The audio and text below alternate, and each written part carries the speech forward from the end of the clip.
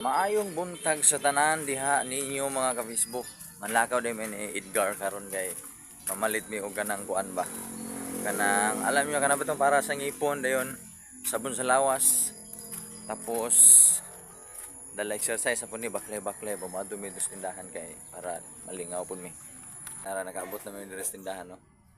Nagpalit na mo. Nagpalit na mi sa mong giginahanglan. So, ano raw? Anong pampalit na mo? Sukli.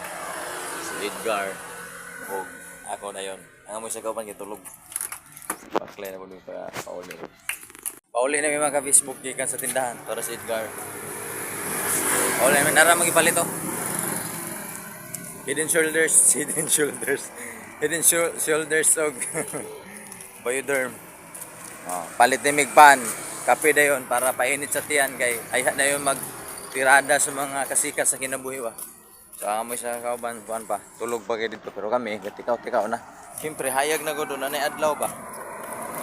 Papa, dool na mi makaabot. Di naman ako kabalo ng istorya no, muro magbata. May pay bata master ng istorya. Nanami diri mga ka-Facebook ko sa mong itrabahoan. Mao nay istambayanan ni Uncle Buyit. Yahan ang shop. Motoy balay sa mga mo na igit diri oh. Pasulod na pud mi sa Pigasngit ba. Kay magsugod na mi sa mong mga work karon ba. Oh. Dito mi magtambayan no. Pero kuan dito magunta mi magatulgan yun no. So namin diri nakaabot na mi. Darawang ipang trabaho gapon no. Gibulad mi kahoy.